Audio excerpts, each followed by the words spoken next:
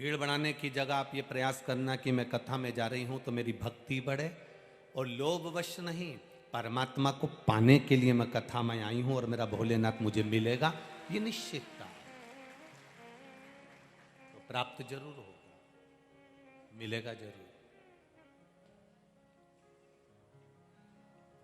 कितना अच्छा भले प्रशासन ने कहा कि दिन में कथा नहीं करना है,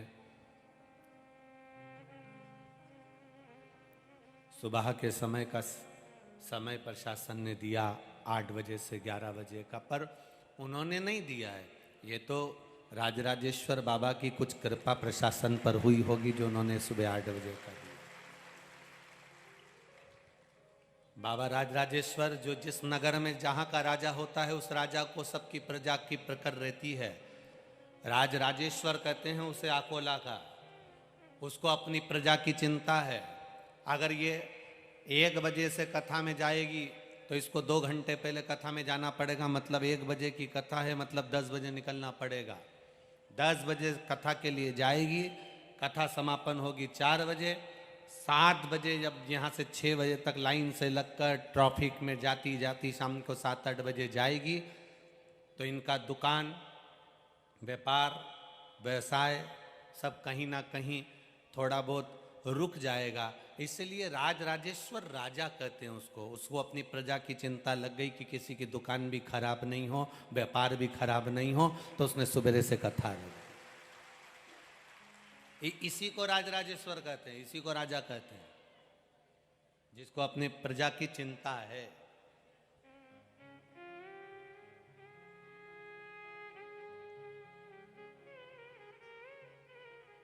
रामकृष्ण परमहंस जी और स्वामी विवेकानंद जी का चरित्र याद आ गया, जो वृंदावन की धरा पर सिर के बल उतरे थे, और किसी ने प्रश्न कर लिया था रामकृष्ण परमहंस जी से कि भगवान की बंसी में ऐसा क्या है जो लोग पूरी रात भगवान की बंसी का इंतजार करते थे और भगवान के साथ रास करते थे। रामकृष्ण परमहंस जी ने कहा, रात को सुबह ब्रह्म मुहूर्त में 4 बजे बताऊंगा। आधी रात को 1 बजे से वहां भीड़ लग गई यमुना जी के घाट पर, रामकृष्ण परमहंस जी नहीं आए। भीड़ लगी लगी लगी लगी लगी लगी 1 बजे से लेकर सुबह 5 बजे तक लोग इकट्ठे हो गए, लाखों की जनता इकट्ठी हो गई कि आखिर भगवान की बंसी में ऐसा क्या है जो गोपियां सुध भूल कर चली जाती थी आधी रात को। सुबह 6 बजे रामकृष्ण परमहंस जी आए और सारे लोगों ने, लाखों लोगों ने पूछा कि भगवान की बंसी में ऐसा क्या है जो गोपियां आधी रात को सुध भूल कर आ जाती थी। रामकृष्ण परमहंस जी ने कहा, वो बंसी में क्या है मुझे नहीं मालूम, पर आज भी उस बंसी में दम तो है, इसलिए रात को 3 बजे से लेकर 6 बजे तक तुम यहां बैठे हो। हम भी नहीं जानते कि शिव महापुराण में क्या है, हम भी नहीं जानते कि भगवान के शंकर के नाम उच्चारण में क्या है, हम भी नहीं जानते कि शिव तत्व में क्या है, पर इतना जरूर जानते हैं कि शंकर की भक्ति में कुछ तो है जो रात को 3 बजे से आप भी यहां इंतजार कर रहे हैं। शिव महापुराण एक दृढ़ता के साथ में, एक भरोसे के साथ में, एक विश्वास के साथ में।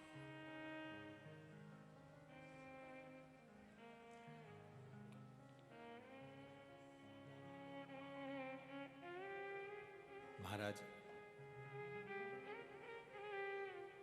तात्या भोसले जी ने परिवार को, कुटुंब को, रिश्तों को, नातों को त्याग कर किसी गुरु की शरणागति ग्रहण करने का मन में भाव बनाया।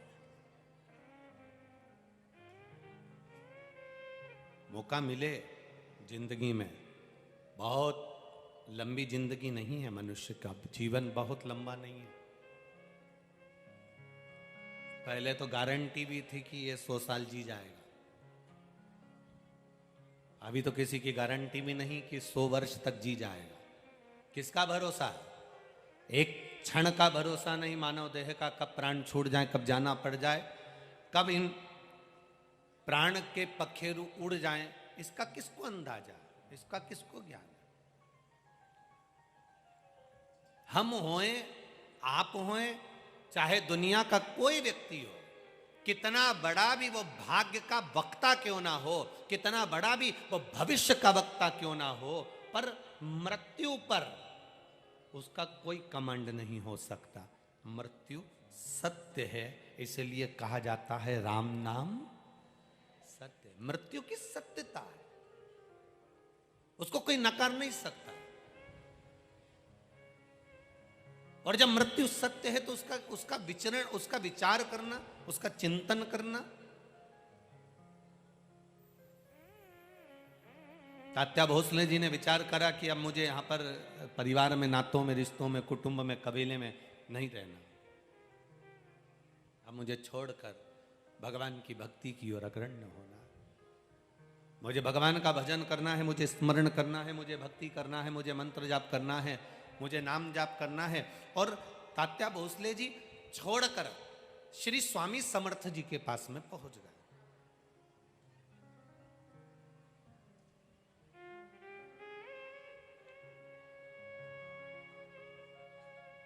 और वो स्वामी समर्थ, दुनिया के लोग कहते हैं कि ये दत्त का अवतार है, दुनिया के लोग कहते हैं ये नरसिंह जी का अवतार है, पर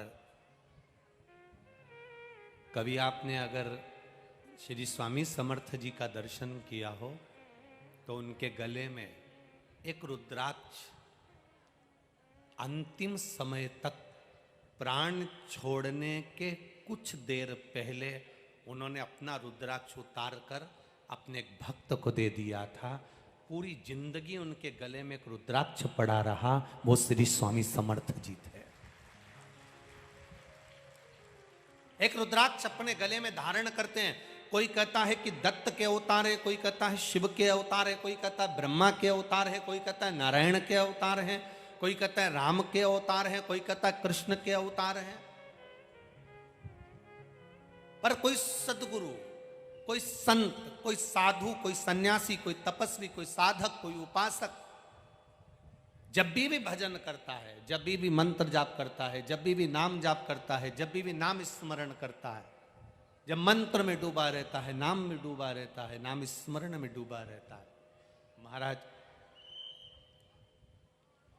वो किसका अवतार है ये तो नहीं कह सकते, पर इतना जरूर कह सकते हैं जो भगवान की भक्ति में डूबने वाला संत होता है, साधु होता है, सन्यासी होता है, इसको बंद कर बाबा, सन्यासी होता है, तपस्वी होता है, साधक होता है, उपासक होता है, वो किसका अवतार है ये नहीं कह सकते, पर इतना जरूर कह सकते हैं कि वो भगवान शिव का, राम का, कृष्ण का, दत्त का कृपा पात्र होता है, इसलिए करुणा कर सकते।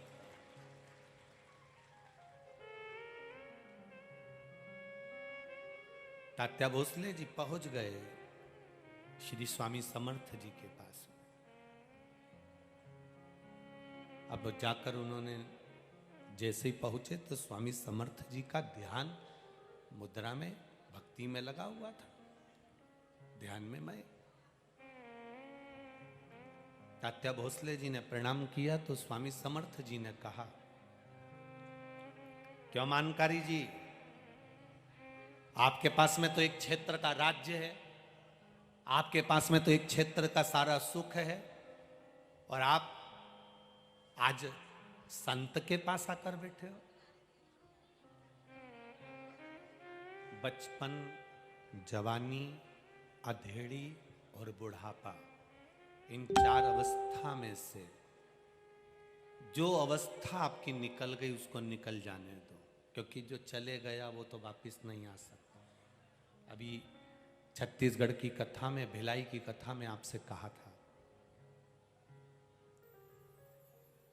दुनिया की ऐसी कोई सी दौलत नहीं बनी, करोड़पति से करोड़पति व्यक्ति, धनपति से धनपति व्यक्ति, वैभवपति से वैभवपति व्यक्ति, दुनिया में अभी तक वो दौलत नहीं बनी जो आपके गए हुए समय को वापस ला कर दे दे। दुनिया की दौलत में वो सामर्थ्यता नहीं। दौलत से मकान खरीद लोगे, घर खरीद लोगे, प्लाट खरीद लोगे, शादी कर लोगे, बच्चे हो जाएंगे, कुटुंब, कबीला, सब कुछ हो सकता है, फैक्ट्री, दुकान, जमीन, जायदाद, प्लाट, कॉलोनी, मकान, गाड़ी, बंगला, ब्याह, शादी, सब कुछ दौलत से हो सकता है, पर धन से गया हुआ समय वापिस नहीं ला सकते। तो शिव पुराण कहती है गया समय वापिस नहीं आ सकता, तो एक काम जरूर हो सकता है कि भजन कर कर शंकर जी को एक लोटा जल चढ़ाकर आने वाले समय को संवारा जा सकता है। जो गया उससे मतलब नहीं, जो चले गया उससे मतलबता नहीं रखना। अब जो बच्चा है, हमारी जो अवस्था बची है, हमारा जो समय बचा हुआ है, जो हमारे पास में कीमती समय हमारा जो बचा हुआ है, उसमें हम भगवत भजन क्यों ना करें? हम उसमें राम नाम, कृष्ण नाम, शिव नाम क्यों ना जपें? हम उसमें भगवत स्मरण क्यों ना करें? हम उसे भक्ति से दूर क्यों चले जाएं? तात्या भोसले जी से कहा तुम तो मानकारी हो, स्वामी समर्थ जी कह रहे तुम मानकारी हो, तुम्हारे पास में सत्ता थी, वैभव था, सब कुछ था, सब कुछ है तुम्हारा, फिर आज संत के पास आने की जरूरत क्या पड़ गई? आज साधु के पास, गुरु के पास आने की जरूरत क्या पड़ गई? अगर दुनिया में सताए ना होते तो तेरे दर पर आए ना होते। जो दुनिया में ठोकर खा जाता है, सारी दुनिया में सताया जाता है, जगह जगह से अपशब्द कहे जाते हैं, ठोकर लगाई जाती है। जो दुनिया में सताए ना जाते तो तेरे दर पर आए ना जाते। हमें सताया तब तो तेरे पास आए हैं, लोगों ने चोट दी तब तो तेरे पास पहुंचे हैं, दुनिया के लोगों ने अपशब्द कहा तब तो हम तेरे पास पहुंचे हैं। हम पहुंचे तब हैं जब दुनिया ने सता दिया।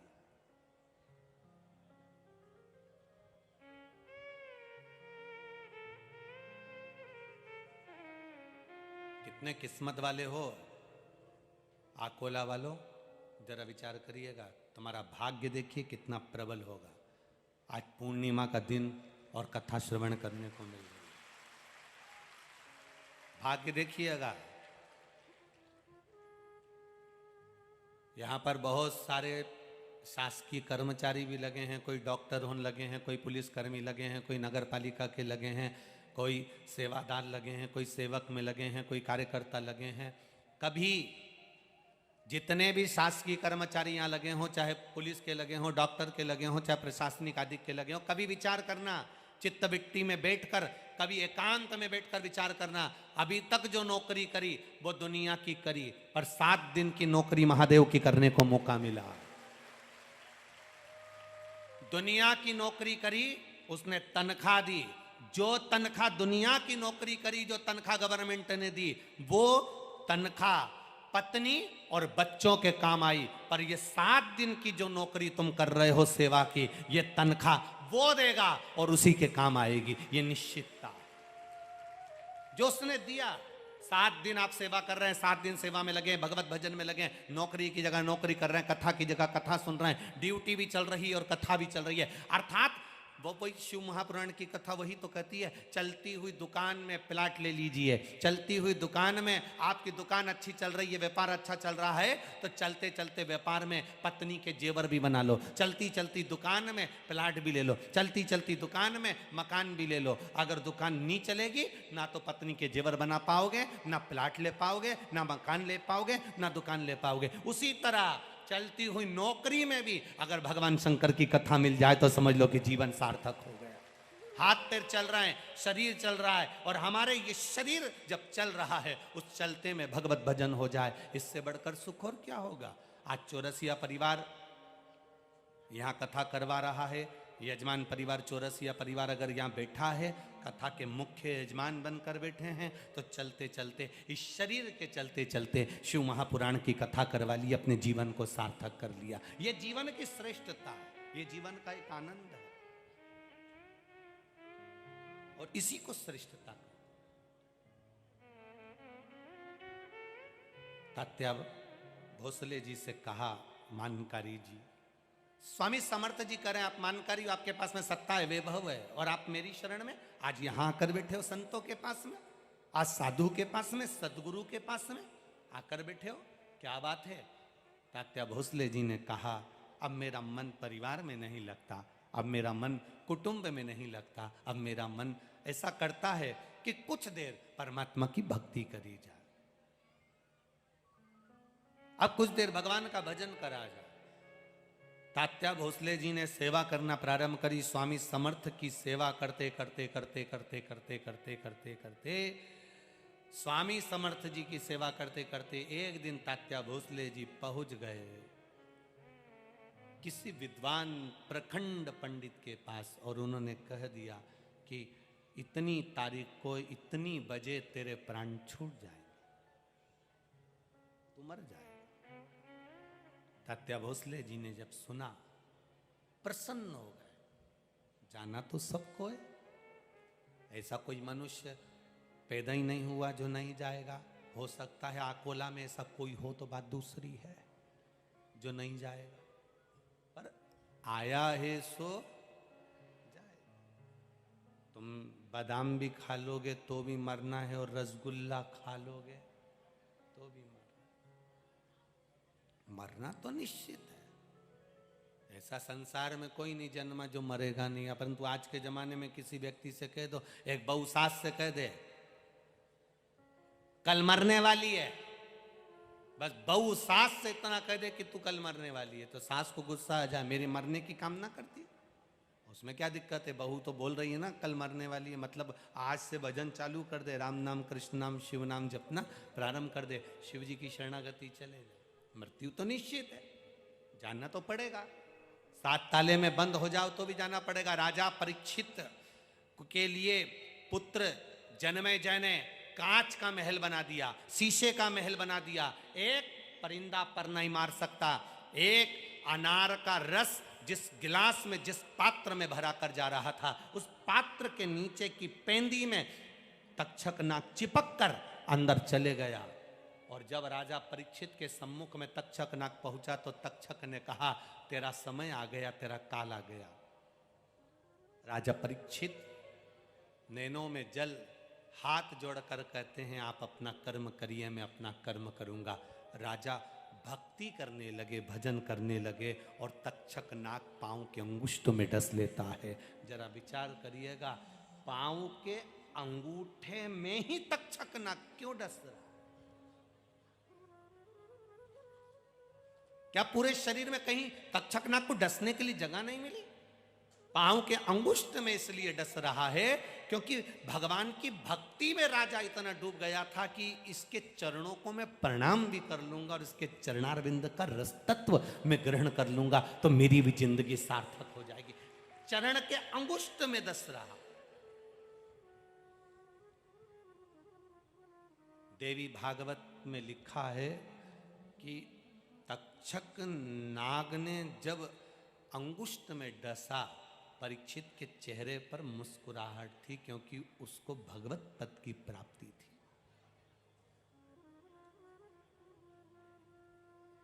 भगवत पद की प्राप्ति,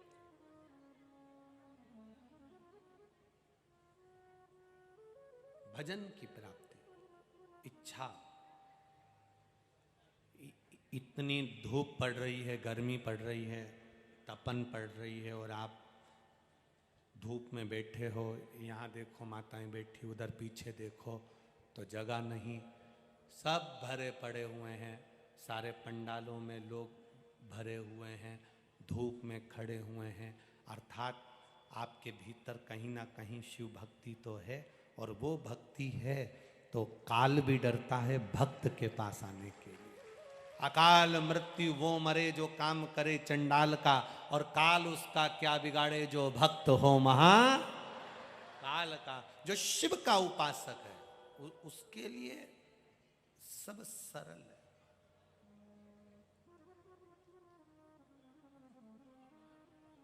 वो तो ये पंडाल में यहाँ बीच में थोड़ी जगह खाली पड़ी है, मैं कार्यकर्ताओं से आज तो नहीं पर कल निवेदन करूंगा कि जो धूप में बैठे रहे उनको यहाँ आगे बिठाने में तुम्हारा क्या जाता है, बिठा दिया तो। यहाँ जगह संभालोगे तो क्या ऊपर भी जाके जगह संभालोगे रे? विचार तो करो थोड़ा। इतनी सारी जगह खाली रखने से कौन सा लाभ है? धूप में लोग बैठे रहे और तुम जगह खाली करके बैठे रहो, क्या मतलब का जीवन तुम्हारा? जहां जगह मिले। भक्तों की सुविधा के लिए शिव महापुराण की कथा है, जैसी सुविधा मिल जाए वैसा आनंद पाकर 3 घंटे के बाद ये जगह जहाँ की जहीं रह जाएगी, इसको कोई नहीं लेके जाएगा, वहीं पड़ी की पड़ी है। और खूब सो, आनंद पाओ और भक्ति करो, भजन। जहां जगह का आनंद हो वहां सुख पाइएगा। खाली ना जाता कोई दर से तुम्हारे, मैं भी खड़ा हूँ नन्ही बाहें पसारे, अपने हृदय से लगा लो, लगा लो, गिरा जा रहा हो, उठा लो, शिव कथा कह रही है। भगवान शंकर की पावन कथा रसतत्व ग्रहण करने का भाव वर्णित कर रहा है महाराज। हमारे यहाँ शास्त्र कह रहा है, धीमा बजाओ भोलानाथ डमरू, धीमा बजाओ, धीमा बजाओ भोलानाथ डमरू, धीमा बजाओ, धीमा बजाओ भोलानाथ डमरू, धीमा बजाओ, धीमा बजाओ भोलानाथ डमरू, दोनों हाथों से प्रेम से, धीमा बजाओ, धीमा बजाओ भोला, धीमा बजाओ, धीमा बजाओ भोला, धीमा बजाओ, धीमा बजाओ भोला, धीमा बजाओ, धीमा बजाओ भोला, धीमा बजाओ, अरे धीमा बजाओ भोलानाथ डमरू, धीमा बजाओ, धीमा बजाओ भोलानाथ डमरू, धीमा बजाओ। दोनों हाथों से ताली से बजाते हैं।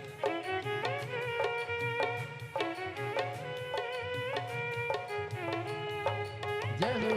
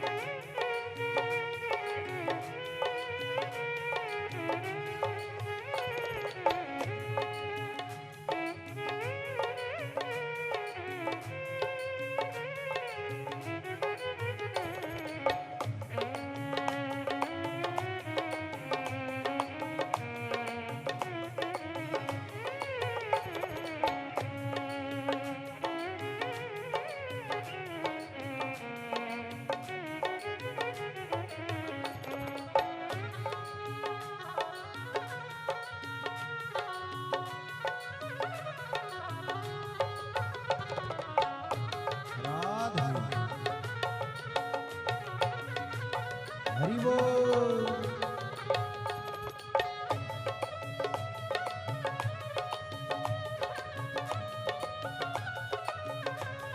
जय हो।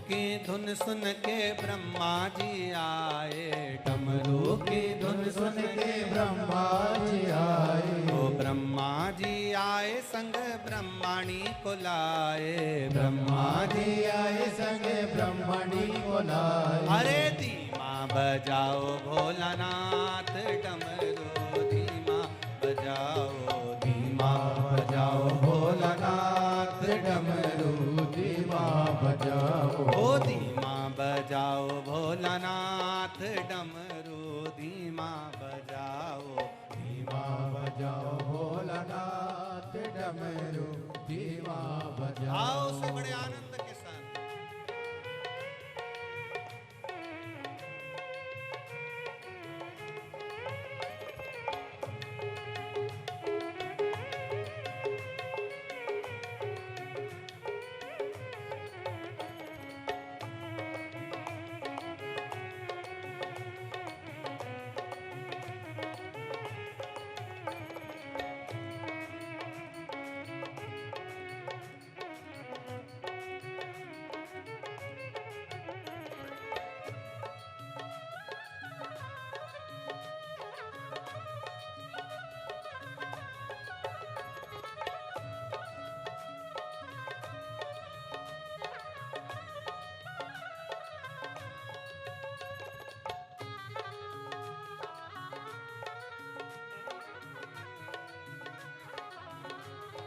बोले राधे।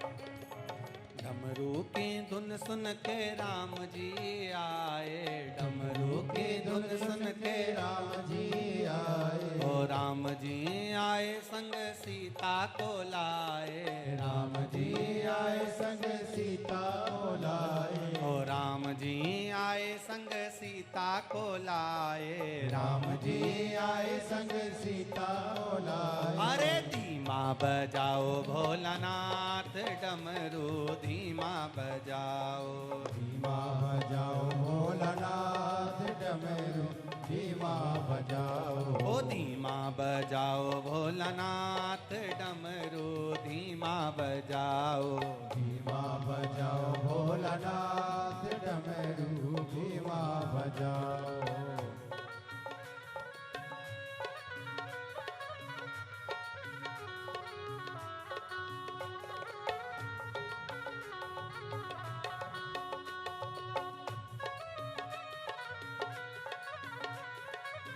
जय हो हरि बोल राधे।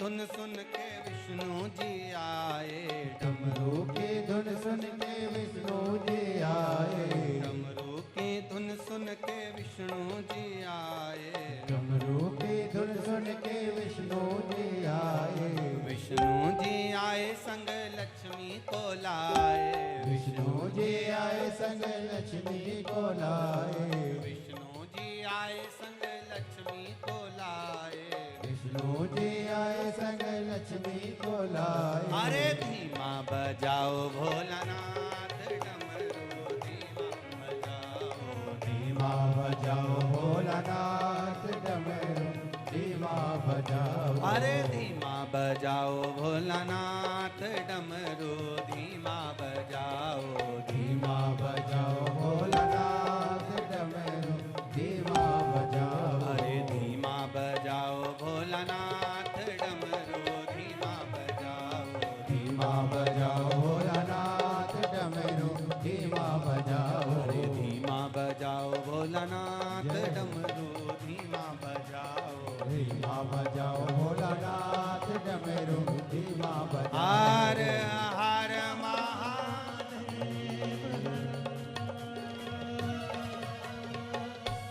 अपने स्थान पर बैठकर भगवान शिव से अपने हृदय की बात, दिल की बात बाबा देवादिदेव महादेव से कहिए। जहां जगह मिल जाए वहीं बैठ जाओ और दिल से बाबा से प्रार्थना करें, भाव के साथ दिल से बाबा से निवेदन करें। आज वैशाखी पूर्णिमा का अवसर, भगवान शिव से प्रार्थना करें, भगवान शंकर से निवेदन करें, भगवान शिव से अपने हृदय की बात भाव के साथ करें।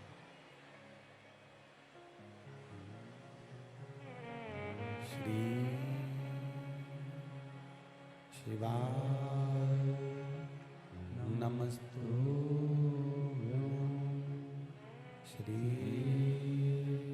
शिवाय नमस्तुभ्यं, श्री शिवाय नमस्तुभ्यं, श्री शिवाय नमस्तुभ्यं, श्री शिवाय नमस्तुभ्यं। भोला सब दुख काटो मारा, ओ भोला सब दुख काटो मारा। शिव शंकर जपू तेरी माला, भोले बाबा जपू तेरी माला, भोला सब दुख काटो मारा। ओ भोला सब दुख काटो मारा। वेश मंगल मंगलकारी, मंगलकारी, वेश मंगल मंगलकारी। शमशान वासी हमारा, शमशान वासी हमारा। ओ भोला सब दुख काटो मारा। ओ भोला सब दुख काटो मारा। तात्या भोसले जी से कह दिया गया कि तुम्हारे प्राण छूटने वाले हैं, तुम्हारा अंतिम समय आ गया, तुम्हारे प्राण जाने वाले हैं। आज स्वामी समर्थ जी के पास में, श्री स्वामी समर्थ के पास में जब तात्या भोसले जी बैठे हुए,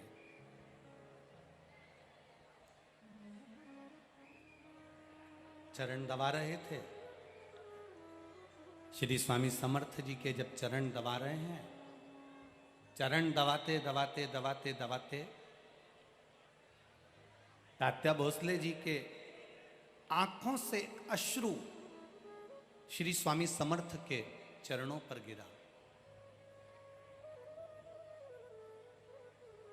जब श्री स्वामी समर्थ जी के चरणों पर अश्रु गिरा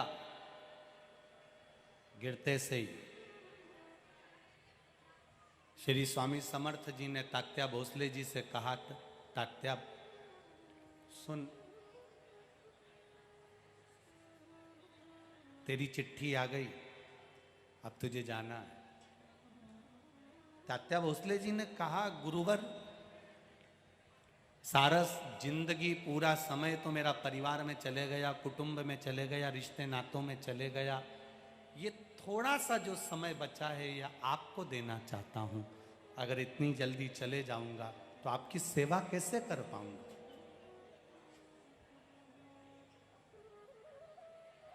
श्री स्वामी समर्थ जी ने तात्या भोसले जी से कहा, तो एक काम करना,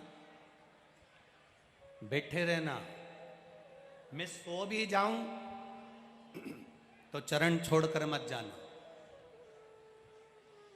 सारी दुनिया की दौलत कहीं लुटाई जा रही हो, सारी दौलत, दुनिया का संपदा, वैभव, सत्ता लुटाई जा रही हो, और किसी एक स्थान पर कोई सतगुरु आपको मिल रहा हो, तो दुनिया की दौलत छोड़ देना, पर सतगुरु के चरण मत छोड़ना। किसी संत, साधु, सन्यासी, तपस्वी, साधक, उपासक जो भगवान की अविरल भक्ति में डूबा हुआ है, उसके चरण की सेवा मिली है तो वो ना छोड़ी जाए। बस